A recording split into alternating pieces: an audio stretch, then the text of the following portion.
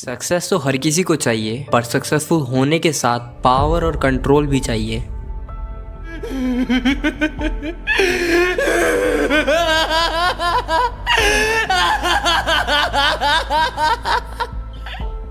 Power और control का concept हमेशा से चलता आ रहा है और ये दुनिया को चलाता है, चाहे हिस्टोरिकल एम्पायर्स हो, किंग्स, मॉडर्न पॉलिटिकल लीडर्स और यहाँ तक कि तुम्हारे फ्रेंड सर्कल में भी। अगर एक स्ट्रॉन्ग है, उसको सुनते हैं सब, तो वो कंट्रोल करता है। एवं सभी ने अपने आसपास इस चीज को बनाए रखा है, वो है पावर एंड कंट्रोल।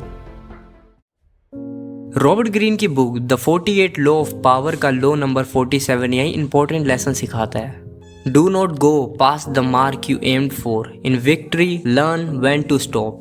अगर तुमने कोई गोल बनाया है, टारगेट सेट किया है कुछ पाने के लिए और तुम वो अचीव भी कर लेते हो, उसके बाद भी खुद को पुश कर रहे हो, अपनी लिमिट क्रॉस करते हो अपने पावर को एक्सटेंड करने के लिए, तो ये ग्रीडीनेस तुम्हें तुम्हारे अननेसेसरी डाउनफॉल की तरफ ले जाता है। अगर तुम भी ऐसा करते हो तो तुम्हें भी सीखने की जरूरत है कब तुम्हें रुकना चाहिए। Learn when to stop. अपनी लिमिट्स को पहचानो, कब तुम ग्रीडी हो रहे हो, कब तुम खुद को प्रूव करने के लिए खुद का कंट्रोल दूसरों को दे रहे हो। हिस्ट्री में बहुत सारे ऐसे एग्जाम्पल हैं जिन्होंने अपनी जीत के बाद रुकने के बजाय और पावर हासिल करने की चाह रखी। तो एक कहानी से समझते हैं। 18वीं शताब्दी में जब नेपोलियन की सक्सेस और डोमिनेंस बढ़ने लगी, उसकी लीडरशिप, मिलिट्री और पॉलिटिकल स्ट्रेटजीज की वजह से उसने अपने करियर में महत्वपूर्ण जीत हासिल करी, लगभग पूरे यूरोप को हराकर। पर नेपोलियन यहाँ पर रुका नहीं, उसको और चाहिए था। उसका प्राइड, ओवर एम्बिशियस, उसको बोल रहा था कि मैं सब कुछ जीत सकता हूँ। यही सोच से उसने 1812 में रशिया पर अटैक कर दिया, अपनी आर्मी लेकर, सेम स्ट्रेटेजी से।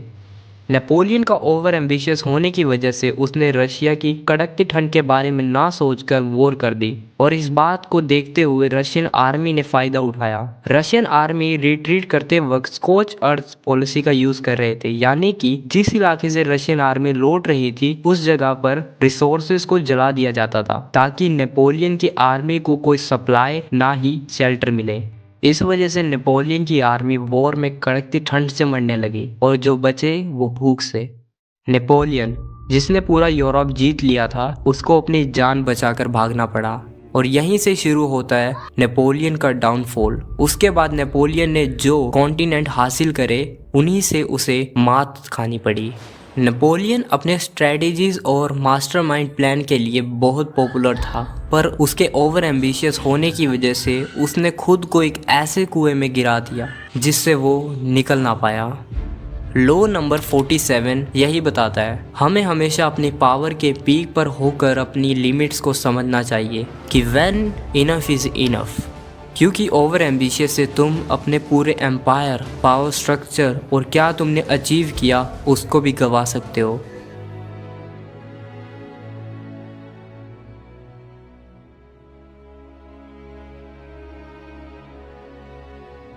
विक्ट्री के बाद हम सब में घमंड आ जाता है, चाहे वो छोटी जीत हो या बड़ी, चाहे तुम हो या मैं।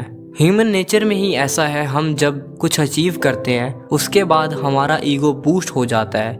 मोमेंट्री डोपामिन जो जीत के साथ आता है, जो हमें महसूस कराता है कि हम अब कुछ भी गलत नहीं कर सकते, पर जितना ऊपर जाओगे उतनी जोर से नीचे गिर भी सकते हैं। यहाँ लॉ नंबर 47 सिखाता है, do not go past the mark you aimed for. इसका मतलब है, अगर तुमने कोई गोल, टारगेट सेट किया था और वो अचीव कर लेते हो तो वहीं पर रुक जाना चाहिए जहाँ पर तुमने अपना एम सेट किया था।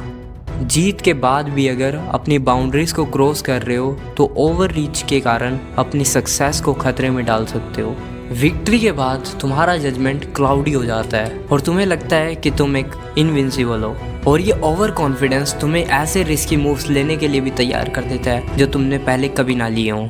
इस लॉ को एक रियल एग्जाम्पल से समझते हैं। सपोज करो तुम स्टॉक मार्केट में इन्वेस्ट करते हो और तुम एक अच्छा प्रॉफिट भी बना लेते हो, बट तुम उस प्रॉफिट पे नहीं रुकते, तुम और प्रॉफिट बनाना चाहते हो और इन्वेस्ट करते हो। जब तक तुम्हारा ये लालच तुम्हें नीचे नहीं गिरा देता, तुम्हें लॉस नहीं करा देता, तब तक तुम इन्वेस्ट करते हो प्रॉफिट की ओर बढ़ने के लिए, और तुम ऐसे करते करते लॉस में आ जाते हो। तुम्हारा इन्वेस्टमेंट भी खराब हो जाती है और तुम्हारा प्रॉफिट भी गवाया हो जाता है।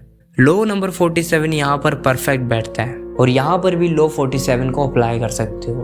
अपनी ग्रीड से बचना और अपने प्रॉफिट को सिक्योर कर सकते हो, एक वाइज स्ट्रेटेजी हो सकती है। और ये लॉ सिर्फ किंग, कॉन्करर और मॉडर्न लीडर्स के लिए नहीं है, ये हमारी डेली लाइफ में भी अप्लाई होती है। मान लो अगर तुम एक रिलेशनशिप में हो या किसी फ्रेंड के साथ और तुम्हारे बीच आर्ग्यूमेंट चल रही है और तुम्हारा पार्टनर उस आर्ग्यूमेंट को हार जाता है और तुम जीत जाते हो उस आर्ग्यूमेंट को, पर तुम वहां पर नहीं रुकते, तुम अपने जीत के नशे में उसको और नीचा दिखाते हो, उसके बारे में बोलकर, उस बात को बढ़ाकर तुम उसकी डिग्निटी को नीचे कर रहे हो, उसको नीचा दिखा रहे हो। यहाँ पर तुम अपने रिलेशनशिप या फ्रेंडशिप को खराब कर रहे हो और यहाँ पर तुम्हारा पार्टनर इस सिचुएशन में सोचने लगेगा कि तुम उसकी रिस्पेक्ट नहीं करते और तुम्हारे पार्टनर की नजरों में तुम्हारी रिस्पेक्ट, वैल्यू और मतलबी पर्सन की इमेज बन जाएगी।